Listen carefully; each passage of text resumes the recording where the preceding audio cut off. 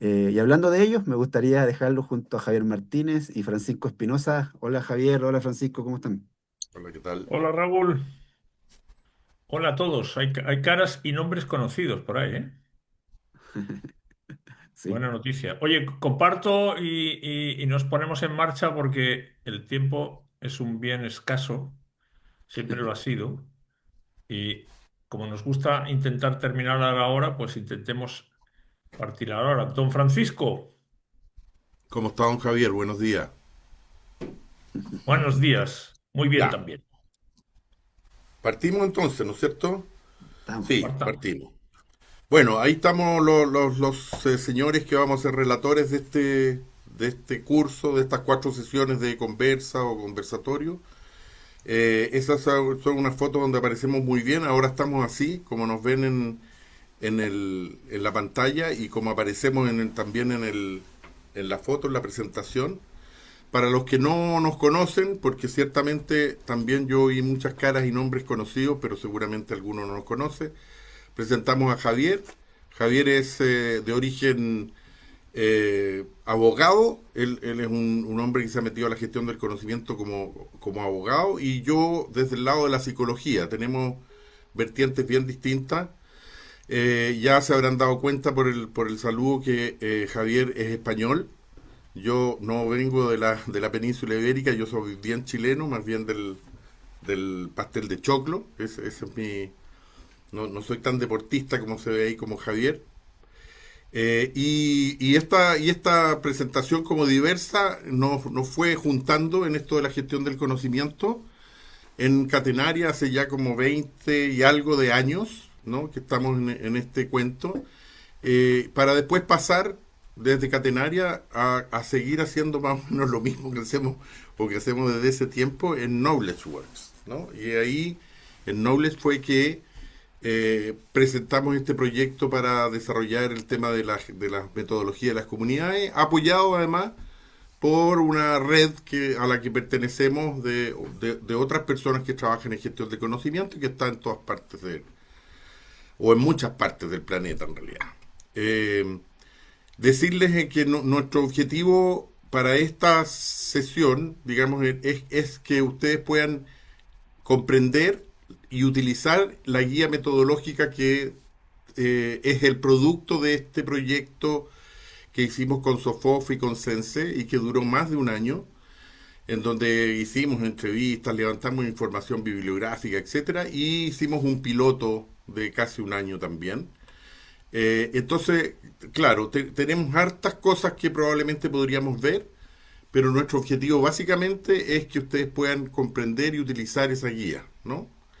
La estructura que vamos a hacer en estas 4 sesiones es más o menos la siguiente. Si se fijan ahí, Javier, lo pueden mostrar. Vamos a tener una introducción siempre, tocar el tema fundamental que nos toca. Hoy día es el lanzamiento de una comunidad, o sea, o más bien, perdón, no lanzamiento, levantamiento, ¿no? O La sea, detección. cómo conformamos la comunidad.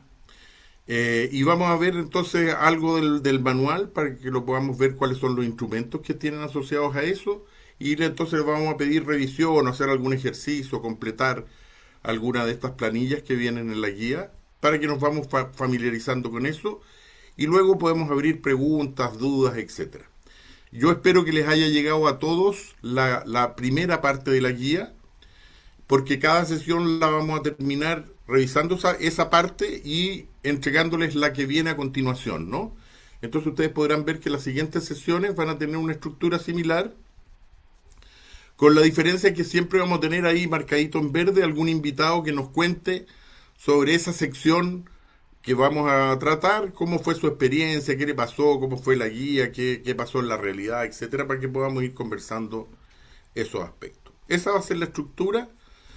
Lamentablemente no podemos pedirles a todos que se presenten o que nos muestren cuáles son sus expectativas porque somos muchos, no tendríamos tiempo para eso, pero sí hemos ido revisando lo que nos mandaron al inscribirse, ¿no? Y entendemos que hay muchas personas que quieren aplicar esto, ¿no? No solo conocer algo nuevo, distinto, sino que aplicarlo, y esperamos que con la revisión de la guía entre sesiones podamos cumplir con ese objetivo. Vamos a tener también, entiendo, Raúl, un WhatsApp, ¿no?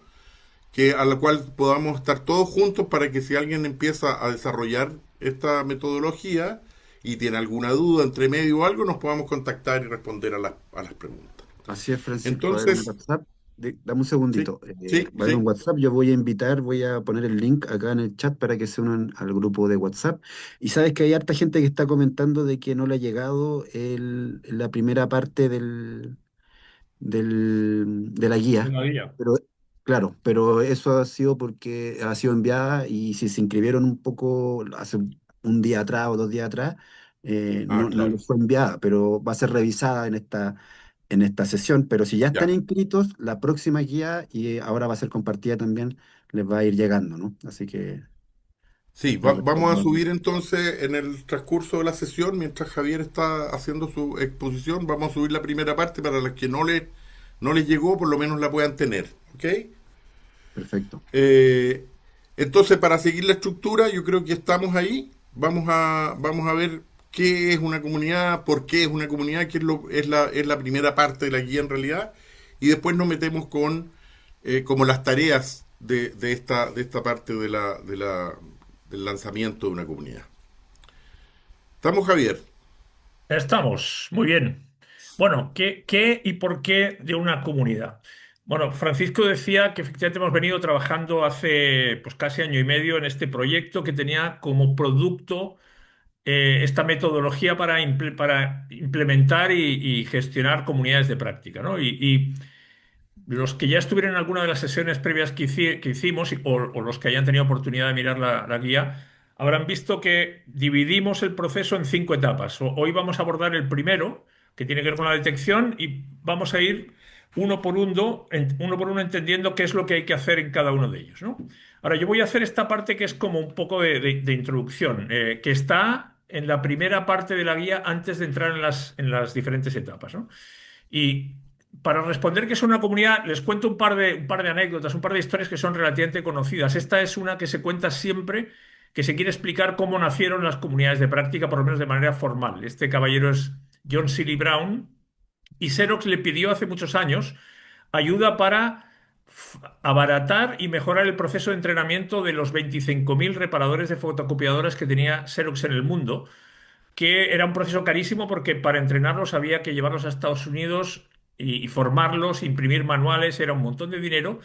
Y lo que hizo Silly Brown cuando le hicieron el encargo fue contratar una serie de antropólogos y antes de proponerle nada a Xerox, pedirles que fueran a mirar cómo trabajaban los reparadores de fotocopiadoras. Y cuando volvieron le dijeron 3 cosas. Le dijeron, mira, nadie pesca los manuales, punto uno. Lo segundo, cuando tienen un problema, lo que hacen es llamar a un colega. Y lo tercero es que cuando se juntan, conversas y se cuentan historias de reparadores de fotocopiadoras, que es lo mismo que hacen los médicos, que es lo mismo que hacen los informáticos. Se cuentan sus propias historias, ¿no? Lo que terminó proponiéndolas Silly Brown a Xerox fue armar una comunidad, conectar a todos estos técnicos para que en cualquier momento pudieran solicitar ayuda a cualquier colega cuando lo necesitaban, ¿no? Otro ejemplo, este es del mundo del petróleo.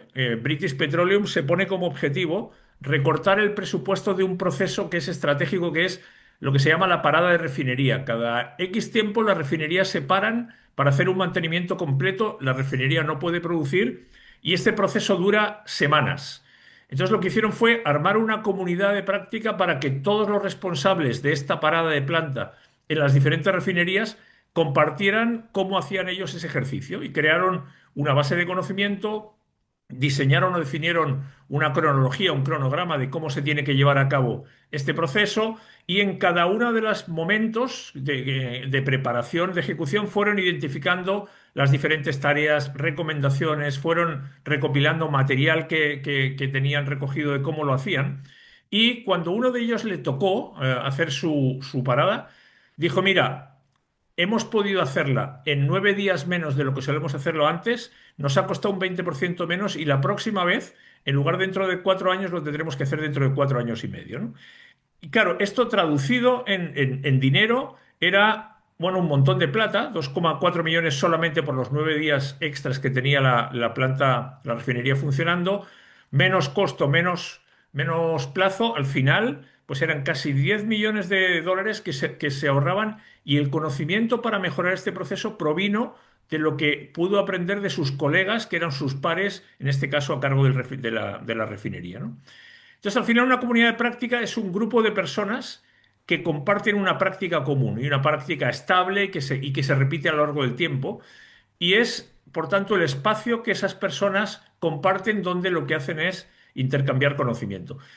Como vamos a ver, al final, si somos personas que compartimos una práctica, al final hay un área de conocimiento en el que estamos todos conectados, somos técnicos de reparación de fotocopiadoras o somos responsables de la parada de planta de una refinería, generamos una serie de conexiones y de vínculos que son los canales por los que compartimos y vamos creando una serie de prácticas, de recursos que vamos, como yo les mostraba, esa base de conocimiento con las prácticas de cómo llevar a cabo una parada de planta, ¿no? Claro, el objetivo, y van a ver que vamos a ser insistentes en esto de una comunidad siempre, es facilitar el aprendizaje, facilitar que el conocimiento circule para quien lo necesite, ¿no? Y yo me voy a algunas de las comunidades más antiguas que pusimos en marcha. Esta fue una comunidad para los geólogos de Codelco, 2008, comunidades que pusimos en marcha para el Poder Judicial hace también 15 años, para geotécnicos o para hidrometalurgistas o para el Consejo de la Transparencia o para Mutual de Seguridad. En todos los casos hay algo en común y es que lo que caracteriza a una comunidad de práctica es la identidad. Todos somos pares, ¿no? Si se acuerdan ustedes de los tres mosqueteros, uno para todos y todos para uno, todos compartimos algo en común, todos enfrentamos las mismas dificultades, tenemos que hacer trabajos muy parecidos y tiene mucho sentido, por tanto, que podamos colaborar. Entonces, el objetivo, insisto, es en una comunidad es que circule el aprendizaje. Y hay gente que sabe más, hay gente que sabe menos, hay a veces que te toca enseñar, otras veces que te toca aprender, pero es un espacio muy flexible y muy libre de aprendizaje, donde de lo que se trata es de que el conocimiento circule. Por eso insistimos tanto, una comunidad práctica es sobre todo un espacio para poder aprender. Y las comunidades de práctica, y lo vamos a ir viendo a lo largo de estas 4 sesiones, tienen un ciclo. Pueden no terminar, pero en general, y lo van a ver, nacen con un objetivo y cuando ese objetivo se cumple, pues generalmente lo revisan y si no tiene sentido, dejan de existir, ¿no? Las comunidades tienen metodología y lo iremos viendo en las sesiones. Antiguamente eran sobre todo presenciales, hoy en día combinamos presencialidad con virtualidad y no son anárquicas, tienen procesos de trabajo, tienen planes, tienen responsabilidades, tienen roles. Hay una persona, entre comillas, el sponsor, que ya hablaremos, que es a quien le interesa el resultado del trabajo de la comunidad. Hay alguien que representa a la comunidad y la lidera. Suele haber un facilitador para agilizar todos estos procesos, el equipo participante y los impulsores, que son quienes ayudan en el back office que la comunidad funcione. Y las personas que participan en una comunidad establecen ciertos tipos de compromiso, de tiempo, de actividades, de plazos, evidentemente, y de normas. Vamos a funcionar de una manera determinada, nos vamos a tratar de una manera determinada, vamos a usar la información de una manera que consensuemos. Es decir, hay una serie de reglas a las que cómo vamos a admitir gente y cómo va a salir gente de la comunidad, etcétera, etcétera. Entonces, una comunidad es ese espacio que decíamos que permite que pueda participar gente que no está geográficamente en el mismo lugar. No necesariamente se es parte de una comunidad por el organigrama y por el cargo, sino lo eres por el conocimiento que aportas. Son relativamente independientes, como decíamos, tienen un sponsor y tienen objetivos, pero tienen la libertad para dotarse ellos de sus propias reglas. Y esas reglas, como luego lo veremos, tienen que tener un cierto equilibrio entre derechos y obligaciones, ¿no? ¿Qué es lo primero que uno tiene que mirar cuando pone en marcha una comunidad? Bueno, ¿por qué queremos armar una comunidad? ¿Cuál es nuestro objetivo? ¿Sobre qué queremos aprender y conversar? ¿Y por qué estamos dispuestos a dedicar tiempo y a compartir nuestro bien preciado que es el conocimiento? ¿Por qué estamos dispuestos a hacerlo? ¿Y qué resultados esperamos obtener? ¿Qué beneficios? Porque aquí tiene que haber un equilibrio entre el yo y el nosotros, ¿no? Y todo esto que definamos, ¿cómo lo vamos a llevar a cabo? Algunos elementos se los voy a pasar relativamente rápidos, pero esto ustedes los van a tener, que son imprescindibles para que una comunidad de práctica funcione. Tiene que ser parte del trabajo. Esto no puede ir a expensas del tiempo extra. No, esto tiene que ser una tarea como cualquier otra. tiene que estar enfocado en problemas de negocio para la organización. La organización hace una inversión y, por tanto, tiene que estar orientada a resolver cosas que le importan a la organización. La conversación es un medio, no estamos aquí para conversar. Conversar y aprender es lo que nos ayuda a conseguir ese objetivo. Si no hay apoyo de la organización para que esto ocurra, es muy difícil. Y si no hay un sponsor que de alguna manera guíe y entregue muchas veces los recursos, también el proceso es mucho más desordenado. Trabajar colaborativamente hay veces que lo damos por hecho y no necesariamente es algo que las personas sabemos. Estamos educados mucho más para lo individual y por tanto hay que asegurarse de que ayudamos a las personas a aprender. Y pasa lo mismo con las herramientas. Cada vez esto es más sencillo, pero en muchos casos, sobre todo con gente un poco más veterana, hay que asumir que las personas necesitan algo de apoyo con las herramientas tecnológicas. Es crítico, y ustedes lo van a ver hoy, sobre todo en la primera sesión, establecer cuáles son los objetivos y esos roles y esos resultados. Esto implica ponerse de acuerdo en calendarios de trabajo. Vamos a hacer determinadas cosas y nos vamos a dotar de una serie de rutinas que tienen fechas. Necesitamos a alguien que de alguna manera represente a la organización, que generalmente, o a la comunidad, que generalmente suele ser alguien reconocido.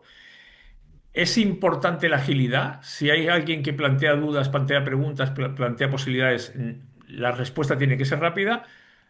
Tenemos que combinar de manera inteligente lo presencial con lo virtual. Podemos hacer participar incluso personas que no necesariamente sean de la organización, pero que nos aportan conocimiento, estén donde estén. Y muchas veces es más fácil poner en marcha comunidades que ya existen, pero no están formalizadas, que crear comunidades desde cero. Es interesante investigar dónde hay personas que ya de alguna manera comparten, ¿no? Por tanto, las comunidades exitosas tienen un objetivo común, la comunicación es clave y la diversidad siempre enriquece. Ese equilibrio que decíamos entre deberes y derechos, y esto tiene que ser dinámico, esto es como el diario. Si yo voy a un sitio y veo el diario de hace 3 semanas y esto no se actualiza, la comunidad deja de ser una fuente importante para mí, ¿no? Los principales obstáculos, bueno, los hemos dicho: no tener un objetivo que nos junte a todos, no estar dispuesto a invertir el tiempo que la comunidad exija, porque las prioridades del día a día no me dejan, que los roles no estén claros, que la colaboración no esté orientada a resolver problemas que también les ayuda a los miembros. Tiene que haber, como decíamos, ese equilibrio entre organización y miembros. Y de nuevo, derechos, por supuesto, pero deberes y obligaciones también, ¿no? Algunos problemas que hay que tener en cuenta: que no es fácil que las personas estén dispuestas a compartir lo que saben siempre, que no siempre estamos dispuestos a usar ideas de otros, ¿no? Porque nos gusta usar las nuestras, porque muchas veces no nos gusta quedar en evidencia delante de los demás y que la gente sepa que sabemos menos de lo que realmente sabemos, y que con las agendas que tenemos no siempre es fácil que las personas estén dispuestas a dedicar tiempo cuando se pasan todo el día en horarios muchas veces muy estresantes, ¿no? ¿Por qué una comunidad? Pues insisto, parte de esto lo van a tener en la introducción de la guía, y esto es en realidad bastante de sentido común y lo vamos a ir viendo en cada una de las etapas de la metodología. ¿Por qué una comunidad? Bueno, la colaboración se ha puesto de moda, no es que sea nuevo, pero se ha puesto de moda últimamente. Y la gracia de las comunidades es que nos permiten, nosotros llamamos, metodologizar y sistematizar la colaboración. La colaboración siempre ocurre, pero muchas veces aparece de manera inconsciente. Aquí la idea es intencionarla, ¿no? Y aquí jugamos en contra de una realidad, y es que las organizaciones no fueron diseñadas para colaborar, porque las personas las reconocemos de manera individual. Las contratamos individualmente, las compensamos individualmente, y las despedimos individualmente, y en general a nadie lo retribuimos por compartir y colaborar a mejorar el desempeño de los demás. Y generalmente seguimos compensando o retribuyendo a las personas individualmente. Entonces, la respuesta que tenemos es: cada uno en general se preocupa de sus propios problemas y no necesariamente está disponible para compartir conocimiento y ayudar a otros, ¿no? ¿Qué tenemos a favor? Bueno, nuestra biología y nuestra psicología nos dice: somos seres sociales, siempre lo hemos sido, y de hecho, por eso hemos sido capaces de progresar mejor que el resto de los animales. Y hoy en día tenemos herramientas donde no tenemos excusas para decir que no podemos contactar, comunicar o relacionarnos con otros, ¿no? La tecnología juega a nuestro favor. Y como les decía, la biología, hay experimentos que demuestran que el ser humano nace colaborador desde el principio. Luego lo hacemos más competidor, pero nace inclinado a la colaboración, ¿no? Los antropólogos te dicen: los seres humanos tenemos dos ventajas, dos gracias. Uno, somos capaces de crear tecnología, es decir, creamos conocimiento. Dos, somos buenos para colaborar, ¿no? ¿Y qué es lo que te demuestra la realidad? Que solo con lo que tú sabes cada vez te va a costar más trabajo. Es mucho más inteligente compartir conocimiento con otros porque cuanto más compartes, más te vuelve, ¿no? Entonces, si decimos el futuro de un individuo depende de su capacidad de aprender, el futuro de una empresa depende de su capacidad de hacer colaborar a las personas que trabajan allá, ¿no? El desafío es, bueno, ¿y cómo metemos esto? Si yo me lo creo, y estoy en este curso porque realmente lo creo, ¿cómo podemos incorporar esto dentro de la cultura de la organización, ¿no? ¿Cómo hacemos lo que los gringos llaman el aprendizaje en el flujo de trabajo, ¿no? Nosotros el año pasado hablábamos de 8 momentos para el aprendizaje, que luego lo hemos subido uno más. Y uno puede decir, mira, yo puedo colocar el aprendizaje en diferentes lugares, mucho antes de necesitarlo, como desde el onboarding, antes de que yo lo necesite, es decir, antes de hacer una tarea, empezar un proyecto, just in time, que es cuando yo lo necesito, donde, por ejemplo, acudo a una comunidad de práctica cuando tengo un problema, durante la ejecución de un proyecto, después de haber terminado, para recoger lecciones aprendidas, a medio plazo, como en el caso de la innovación, a largo plazo, como tiene que ver con todo el tema de análisis de tendencias y de escenarios futuros, antes de que las personas se vayan e incluso después de que las personas se vayan porque soy capaz de mantener relación con ellos, ¿no? Bueno, si se fijan, si pusiéramos en una escala temporal todos estos momentos del aprendizaje que en realidad suelen estar mezclados, la gracia de las comunidades de práctica es que las comunidades atraviesan todo este flujo permanentemente. Una comunidad siempre está disponible para que tú puedas ir a compartir o aprender, ¿sí? Y si hacemos la comparación entre humanos y organizaciones, nosotros decimos, mira, tu cerebro hace dos cosas por ti. Te provee el conocimiento que tienes y al mismo tiempo registra todo lo que vas aprendiendo cada día. Y eso lo hace de manera perfecta. Cuando tú preguntas, bueno, ¿y en una empresa dónde está el cerebro? ¿Quién hace ese trabajo dentro de la organización, ¿no? Bueno, la verdad es que no hay nadie que te provea el conocimiento que tú necesitas, o es difícil. Y tampoco hay nadie registrando los aprendizajes que van ocurriendo todos los días, ¿sí? Entonces, claro, nosotros decimos, aquí hay un desequilibrio, las personas somos más inteligentes que las organizaciones, tu empresa debiera crear ese órgano, ¿no? Debiera asegurarse de que eso ocurre. Entonces aquí hablamos de crear un doble cerebro organizacional donde las comunidades de práctica tienen un rol fundamental. ¿Por qué? Porque este doble cerebro es físico y es digital. ¿Por qué es físico? Bueno, el cerebro físico en la organización es la red que forman todos los colaboradores dentro de una organización, ¿sí? Y si se fijan, la inteligencia de una empresa no depende de los individuos, depende de la fortaleza o debilidad de las conexiones que establecen los individuos entre sí. Si no hay conexiones, el conocimiento no circula, la organización no es inteligente, son inteligentes los individuos. Entonces, ¿cómo aprende un cerebro? Bueno, pues un cerebro lo que hace es conecta neuronas y las neuronas se intercambian a través de la sinapsis, se intercambian información. Por eso hablamos de que en una organización las personas hacen el rol de las neuronas y lo que necesitamos es conectarlas. Por eso un cerebro físico te dice, oye, ¿quién sabe de algo? Y te ayuda cuando no sabes, pero alguien sabe para que tú puedas acudir ahí. Es lo que hablábamos en una sesión pasada, sumar cerebros a mi cerebro, ¿sí? Y para que esto ocurra, ¿qué necesitamos? Fortalecer esas conexiones, para que esos intercambios estén continuamente ocurriendo. Una comunidad es un espacio de intercambio permanente. Ahora, el cerebro digital es el espacio donde vamos incorporando todo el conocimiento que vamos generando en una organización para que cualquiera lo pueda acceder, ¿no? Yo leía una vez una entrevista a Sam Altman que decía, estamos creando un cerebro para el mundo, toda la industria, ¿no? Entonces, claro, con la IA tú puedes crear un cerebro donde vas acumulando conocimiento de la organización que responde a esta pregunta, ¿qué sabemos aquí? Y claro, tú esperas preguntarle a la IA de tu negocio y que te entregue conocimiento, ¿no? Es como si dijeras, imagínate tu cerebro, pero con todo el cerebro de la organización o con todo el cerebro del mundo. Bueno, antes en una empresa tú podías tener la duda, sobre todo cuando son grandes, de a quién preguntarle. Ahora ya sabes que puedes acudir a tu cerebro físico o a tu cerebro digital, ¿no? Entonces, este doble cerebro, si tú tienes una persona que hace una tarea, puede acudir a su cerebro físico y ese cerebro físico es, entre otras cosas, la comunidad de práctica. Voy a preguntar a personas que sepan lo que yo no sé. Y también es un cerebro digital que es una inteligencia artificial que se nutre de todo lo que va aprendiendo la comunidad de práctica y que está disponible para la comunidad de práctica. Por tanto, yo puedo ir a buscar inputs de conocimiento, entre otros sitios, siempre en la comunidad. Y cuando yo aplico el conocimiento, hago una tarea y capturo lo que aprendí, se lo devuelvo de nuevo al cerebro físico, a la comunidad. Oye, esto es lo que ha pasado, esto es lo que he aprendido, para que esté permanentemente actualizado. Entonces yo tomo conocimiento y yo entrego conocimiento. Entonces, para terminar, yo creo que es bastante evidente. Una comunidad de práctica tiene sentido, ¿por qué? Porque necesitamos que ese conocimiento de los individuos esté a disposición de todos. Tiene que haber canales para que para que el conocimiento circule y no puede depender de los individuos, ni de su voluntad, ni de llevarse bien. Tiene que ser una decisión de la organización. Entonces, las comunidades, entre otras cosas, contribuyen a crear esas redes entre personas, a desarrollar ese capital social.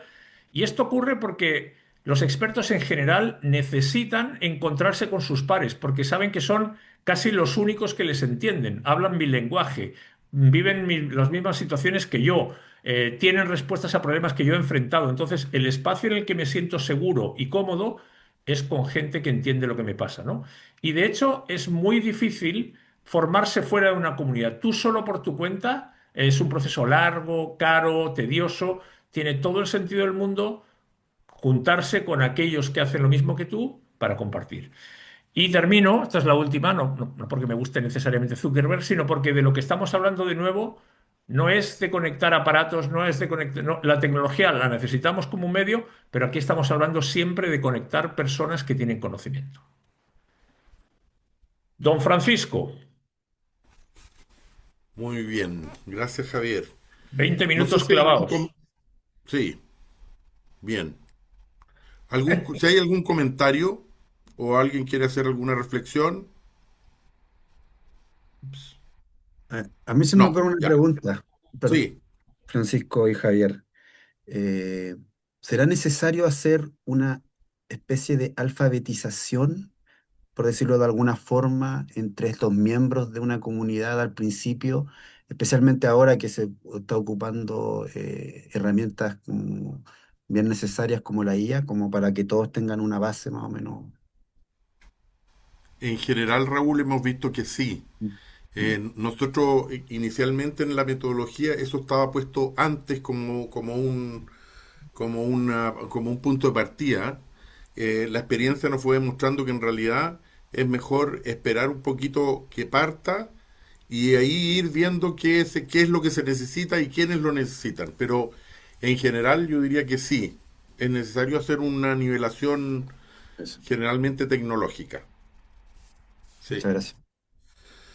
Ya, entonces Javier estaba mostrando ahí los 5 pasos de la metodología y Voy para allá. para comentarles entonces que tenemos esta detección que llamamos así porque, bueno, vamos a detectar por una parte si es que en realidad hay comunidades naturales o no, y si no las hay, lo que podemos hacer en esta fase es como eh, definir algún problema o alguna situación cuyo como solución a la situación que estamos pensando sea una buena alternativa a generar una comunidad. Entonces, esta es la primera parte de 5 pasos, ¿no? Eh, Ahora, ¿de qué se trata? La detección en realidad es bastante simple. Lo primero que tenemos que hacer es identificar cuál es la necesidad de conocimiento o problemática que vamos a trabajar, ¿no? Que generalmente se puede definir o establecer de cualquiera de las dos maneras, ¿no? Tenemos un problema de, no sé, estamos haciendo alguna actividad X, desarrollando comités, o bueno, cuál es el conocimiento que se necesita para eso, ¿no? Probablemente es más fácil definirlo como un problema, una situación, ¿no? Pero eso es lo primero que tenemos que hacer. Lo primero es definir entonces cuál es el problema o conocimiento y en la plantilla también nos dice y nos plantea que podamos de alguna manera identificar si esta es como una problemática que es natural y que hay un grupo naturalmente que recoge esa inquietud y lo está trabajando, o por otra parte viene desde otro sector la inquietud, pues puede venir de la alta dirección, puede venir de alguna jefatura, etcétera, ¿no? Que se presenta un problema y entonces hay que como definirlo para ver cuál es el punto de enfoque, lo que posteriormente va a ir conformando el propósito de la comunidad. ¿Ya? Y eso es lo primero. Entonces, contenido o problemática y establecer desde dónde viene esa preocupación. ¿Viene de la alta dirección? ¿Viene de mandos medios? ¿Hay algún grupo que naturalmente está trabajando esto? Y en ese caso, la comunidad o la organización lo que hace es apoyar esa inquietud para conformar una comunidad que tenga, que responda a la organización y no solo a ese grupito de personas. Ese es el primer elemento en la detección. Luego el segundo elemento que hay que ver, una vez que tenemos claro el problema, es que hay que ver quiénes serían los personajes invitados, ¿no? O convocados a esta comunidad. ¿Para quién eso es un problema? ¿Quién podría aportar a su solución? ¿A quién le interesa? ¿Quién ha hecho algo? ¿Quién está relacionado con eso? ¿No? Y eso es un punto entonces que vamos a plantearnos y a poder cómo desarrollar. Problema, personas que están relacionadas y por último lo que vemos es el contexto organizacional para acoger a la comunidad, ¿ya? Que sería el otro punto importante de este elemento, de este momento de detección. Y ahí entonces en el contexto organizacional tenemos elementos como, por ejemplo, ¿cuál es la cultura? Puedes avanzar, Javier. Voy. ¿Cuál es la cultura de la organización? Digamos, si es abierta o no. Alguien por ahí decía, trabajar en silo es una complicación, ¿no? Para las comunidades y ciertamente puede ser una complicación, pero eso no lo impide, digamos, de alguna manera, porque son los equipos los que trabajan en silo, las personas en general siempre están bastante más dispuestas. Y ahí hay un tema de trabajar justamente con las altas dirección para que permitan ese espacio, ¿no? Pero entonces se trabaja el tema de la cultura, de cómo, cuál es el nivel de participación que tiene la gente en distintos espacios, cuánto tiempo tienen, cómo se sienten las personas si están muy agobiadas con su cantidad de trabajo, cuál es el nivel de confianza, etcétera. Aquí se pueden tomar distintos, distintas mediciones, distintos elementos, qué sé yo, desde el clima organizacional, el olfato de la persona que está pensando en desarrollar esto.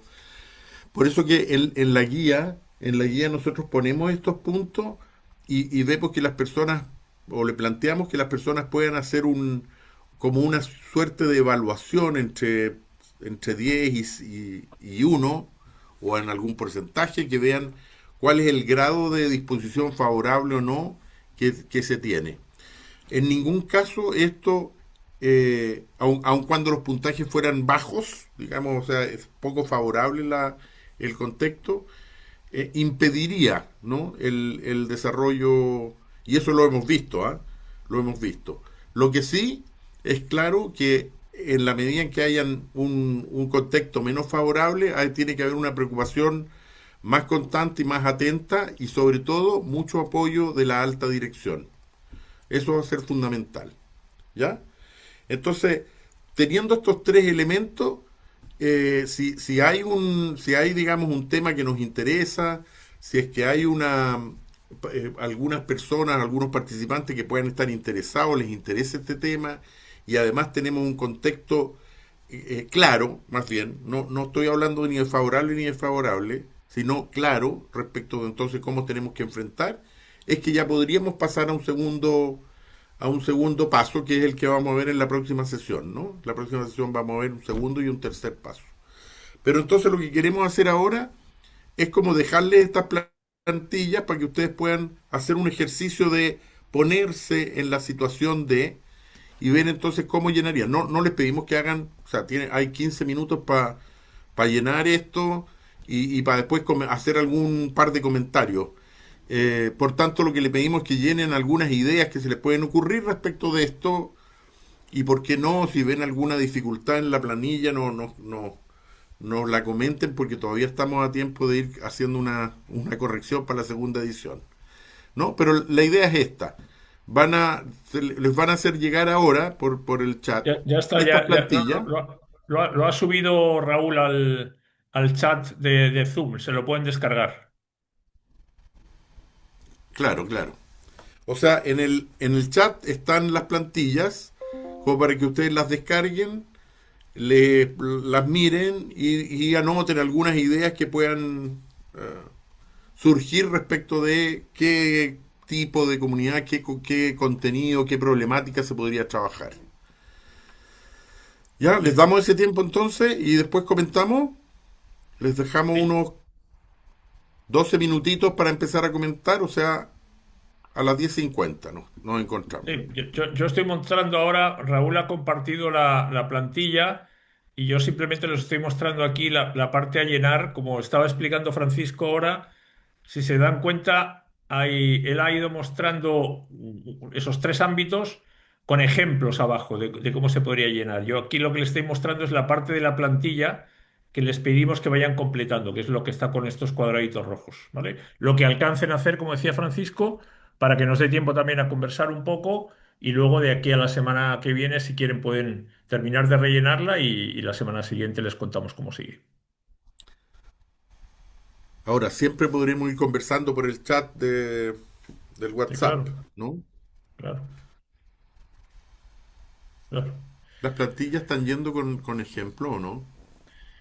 Sí, sí, sí, está Bueno, la misma lo ya. mismo que has mostrado tú, tiene el ejemplo de manera que está arriba lo que habría que llenar y abajo esa misma opción, pero ya con un ejemplo pre-rellenado para que se puedan hacer una idea. Lo mismo que hemos mostrado ahora, excepto en el último de todos. Ah, no, el último también tiene. Esos son ejemplos reales de alguna plantilla rellena en el proceso de pilotaje, ¿no? Pero como ven ahí, no es que haya que hacer un estudio acabado, no, sino más bien es reflexionar sobre aquello y tenerlo presente para cuando empecemos a hacer el diseño.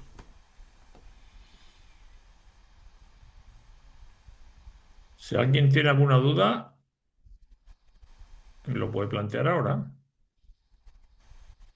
Acabo de compartir de nuevo el link para que se unan al grupo de WhatsApp, donde también voy a compartir bueno, compartí la guía y ahora también voy a compartir estos anexos, ¿ya? Súper. Ujú.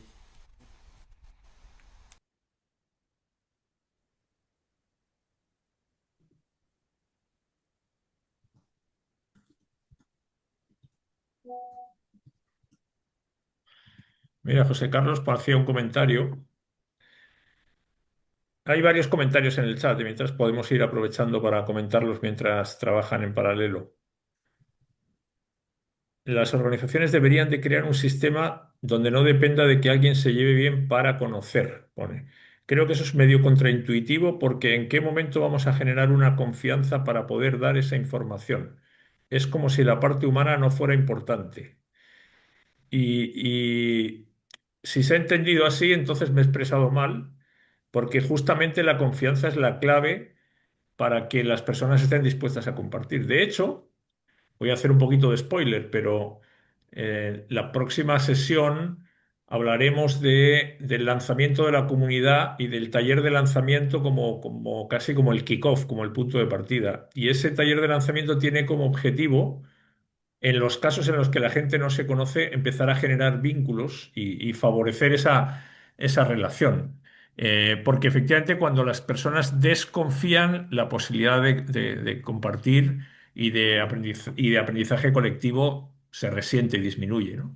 A lo que nos referíamos es que las actividades no pueden depender únicamente de los casos en los que las personas quieren o es que se conocen, sino que tienen que ser diseñados por la organización para que las personas se conozcan y a partir de ahí para que compartan. De lo contrario, hay muchas personas que no conocen al resto de sus colegas y que no saben muy bien ni lo que hacen ni qué posibilidades tendrían de ofrecerles conocimiento o de recibirlos, ¿no? Entonces, a lo que nos referíamos era a no dejar que esto ocurra por casualidad, sino a intencionarlo. Pero un elemento crítico, efectivamente, para que la colaboración se dé, es generar confianza. Allí donde no hay confianza, y por eso parte del trabajo del facilitador y parte del trabajo que se hace inicialmente y luego a lo largo de toda la vida de la comunidad, es todo el tema confianza. Y yo creo que cuando los invitados que nos van a acompañar en las próximas sesiones nos cuenten, su experiencia, seguramente uno de los temas que va a aparecer es la importancia de crear confianza o cómo, gracias a la comunidad, esas personas han generado vínculos de confianza más sólidos de los que tenían antes.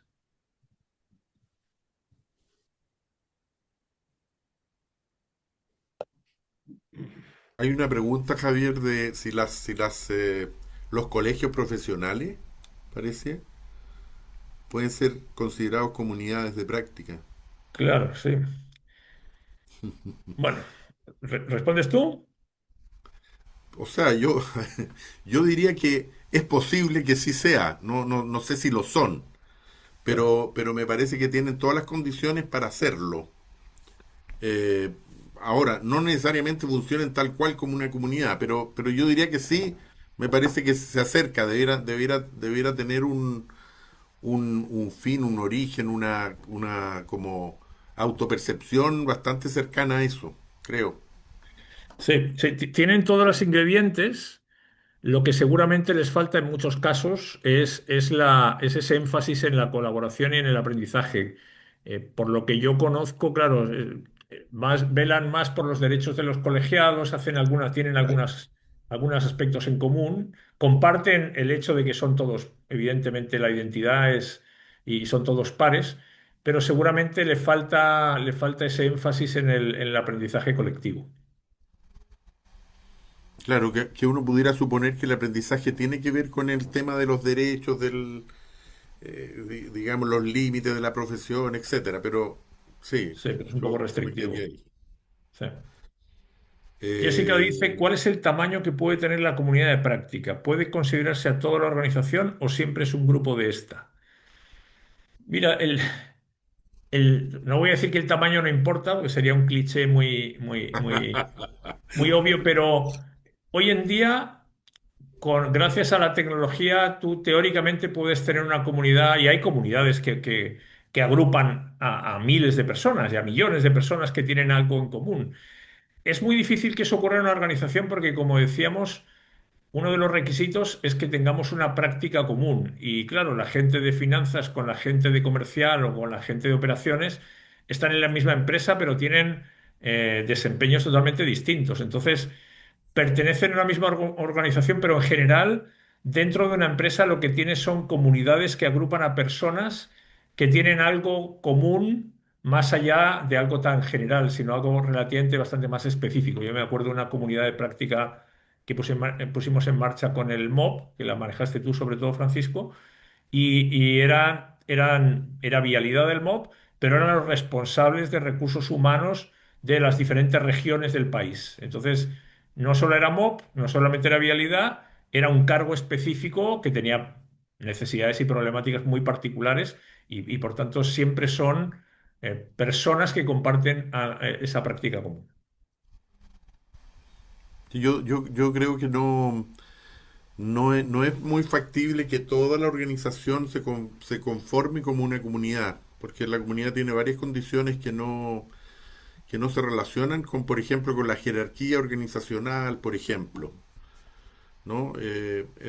Me parece que no da para eso. Siempre es un subconjunto que está preocupado específicamente de alguna práctica o de algún Sí, conocimiento o de alguna situación en particular.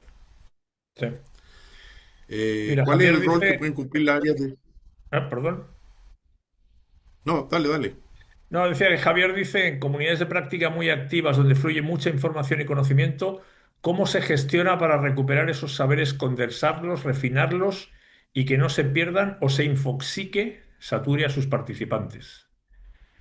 Bueno, aquí tiene mucho que ver, y Francisco lo va a explicar, con con el rol del dinamizador. A ver, no solo, porque si no es muy fácil echarle toda la responsabilidad a uno, pero es parte de la definición que hacemos, de qué vamos a compartir, cómo lo vamos a hacer.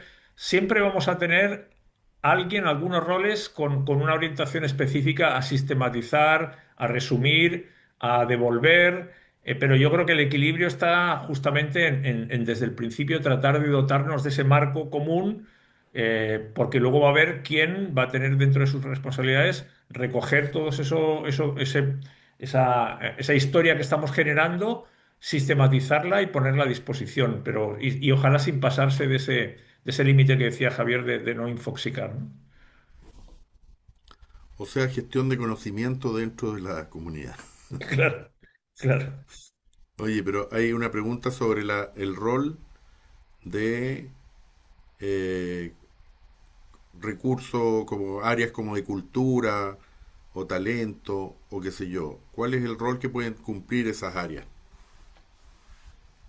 Bueno, nosotros creemos que las áreas de personas, recursos humanos, tienen de alguna manera, tendrían la posibilidad o tendrían el mandato justamente de hacerse cargo del conocimiento que hay en la organización. No, no solo de las personas, sino de las personas y lo más importante que tienen, que es el conocimiento. Entonces, ese equipo impulsor que hemos dicho antes, que luego Francisco también lo comentará, seguramente es uno de los roles fundamentales. Recursos humanos debiera detectar dónde ya existen esas comunidades o dónde hay oportunidades para apoyar y hacer florecer esas comunidades. Y yo creo que ese rol de back office, de identificar dónde están y nutrirlas y asegurarse de que cuentan con la metodología, esto tiene cierto apoyo metodológico, que tampoco es tan complejo. Esta guía de alguna manera es una metodología. Yo creo que hay recursos humanos tiene un rol importantísimo en hacer justamente que el conocimiento circule y usar las comunidades como un vehículo para que eso pueda ser realidad. Quedan un Maca par de pregunta, minutitos, ¿no? sí, Veía que Maca decía, creo que el aprendizaje colectivo requiere generosidad y confianza en que será bien utilizado el conocimiento que cada uno aporta. Fíjate que yo creo que lo decía en la sesión anterior que hicimos un jueves. Para nosotros colaboración significa generosidad y curiosidad. Se tienen que dar las dos, curiosidad por las ganas de saber y generosidad por las ganas de compartir, ¿no? Y claro, dentro de esas normas, que lo hemos pasado rápido y ya lo conversaremos, una de ellas es qué garantías tenemos de qué vamos a hacer con la información, a quién le vamos a reconocer, por ejemplo, autoría, y qué grado de confianza tenemos en que lo que vamos a poner aquí no va a salir de aquí, o sí, cómo se va a tratar. Entonces, todo ese marco es parte de lo que la propia comunidad define antes de ponerse en marcha. sí, yo creo que es bueno ahora en este minuto explicar que parte del diseño de la comunidad, o al menos si no en el diseño, en el lanzamiento, se definen ciertas normas de una ética comunitaria, ¿no? Y entonces las personas adhieren a esas definiciones dentro de las cuales estará, por ejemplo, la confidencialidad. Hemos trabajado, eh, hemos trabajado comunidades en que, por ejemplo, comunidades de sectores que cada uno de los participantes son competidores unos de otros. Y aún así hemos tratado temas que son confidenciales para unos y que se mantienen en la comunidad.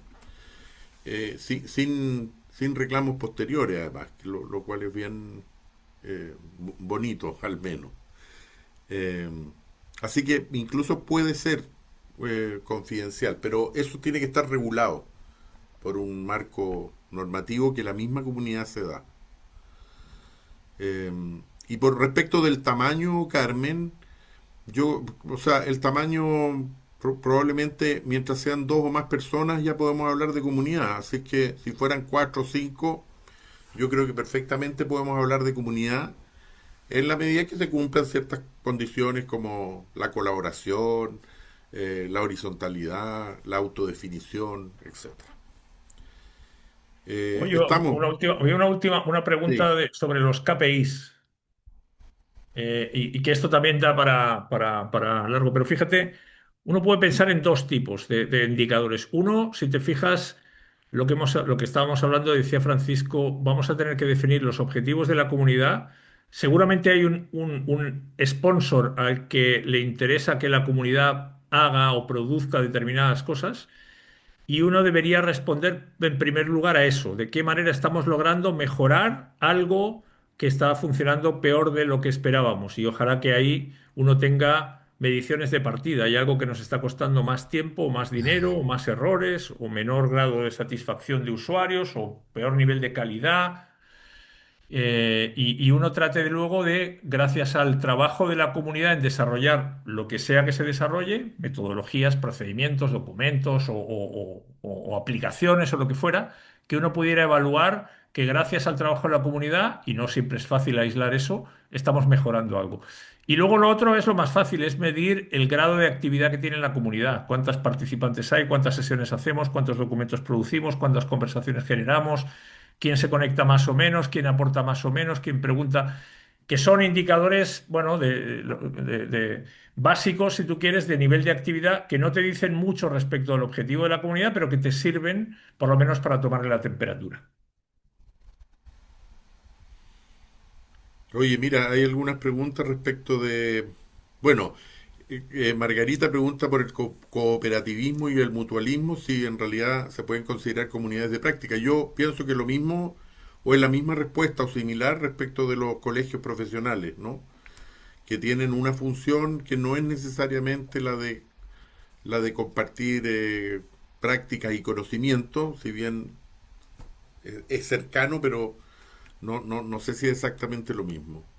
Vale. ¿Y cómo se recupera el espíritu en las comunidades cuando se está desvaneciendo? ¿O cuáles son los KPI para establecer y medir efectividad? Eso lo vamos a ver seguramente en la segunda o la tercera sesión, más bien, ¿no? Como Vale. para entrar un poquito más en eso. Oye, comparto Yo si creo que quieres para ver lo que viene. ¿Te parece? Yo sí, pero antes veamos si hay alguien que nos quiera hacer algún comentario respecto de lo que escribió ahí, si hay alguna una idea que surge respecto de algún tema, conocimiento, problemática que pueda ser tratado en la comunidad. Vale. ¿No? ¿Ningún comentario? De esta primera parte está todo claro. A nadie le ha costado trabajo responder. Don Miguel, tanto tiempo, mucho gusto. ¿Está levantando el dedo, no? ¿O me equivoco? Josefina ha puesto, pero ha puesto el pulgar para arriba, o sea que estamos bien. No, pero yo creo que Miguel iba a hacer algún comentario, ¿no? No, no, no, estaba diciendo que ¿No? estamos ok. Ah, ok, Ah, joder. perfecto, gracias, gracias. Vale. Ya, estamos ok entonces. Ah, Fernando. tam- Estás en mute, Fernando. O No, no se ahora te no, escucha, pero por lo no se te menos. escucha. No, no estás en mute, pero no se te escucha. No, no se te escucha. Miriam, mientras, si quieres, a ver si Fernando puede resolver ¿Ya? el. No, nada. Ah, ahora sí, ahora sí. Ahora sí. Ah, bien, sorry. No, me preguntaba cuántas y quiénes son las personas llamadas a completar este formulario que estábamos haciendo el ejercicio. ¿Con cuántas personas se Ah, considera bien, sí, representativo de la necesidad ya. de la organización de formar una Mira, comunidad? habitualmente esto es al que le surge la duda, la inquietud, qué sé yo, generalmente con una o dos personas más con las cuales están como incubando la idea. O sea, es un pequeño grupo. Cuando tú te das cuenta que en realidad tienes una potencial, digamos, para esta comunidad, entonces te vas a buscar al sponsor, alguien que organizacionalmente te la ampare, y entonces ahí ya empieza a crecer este grupo sobre el cual va a diseñar. Pero hasta aquí tenemos una iniciativa que si bien o es personal o son dos o tres personas generalmente. ¿Ya? Buena pregunta, muchas gracias, porque nos permite aclarar ahí. Miriam, ¿Qué tal? Muy buen día. Mi hola. consulta es respecto si hay la idea y la iniciativa de crear una comunidad de práctica desde una entidad, pero no con los participantes de su misma entidad, sino de varias otras entidades. La ficha respecto al respaldo organizacional debe ser completada teniendo en cuenta las características de la Mm. entidad organizadora o de todas las participantes también. Sí. Mira, a ver, en general ahí yo te diría que probablemente va a ser importante alguna parte más bien de esa ficha que no toda, por ejemplo. Porque, por ejemplo, no sé, porque lo que te va a importar ahí es que la organización te permita, o la organización de cada uno de los individuos permita la participación del sujeto ese en la comunidad y le dé el espacio, etcétera. Entonces, ahí probablemente va a tener que acomodar un poco y algunos puntos te serán mucho más importantes que otros, ¿no? Ok. Por ejemplo, la Miriam, innovación al interior de la organización, Ujú. porque eso Mira, va a estar fíjate, por fuera, ¿te fijas? a nosotros nos ha tocado alguna organización que ha hecho comunidades invitando a externos, pero era la organización la que de alguna manera definía la comunidad, que no es fácil porque ahí, entre comillas, pierdes la capacidad de influir sobre las personas, que cuando son internas tienes mayor capacidad, cuando son externas es un poco más complicado. Y hay otros casos donde se arma una comunidad donde entre todos, entre comillas, todos son iguales. Y ahí, claro, cada una de esas organizaciones debería tener su propia mirada dentro de la ficha.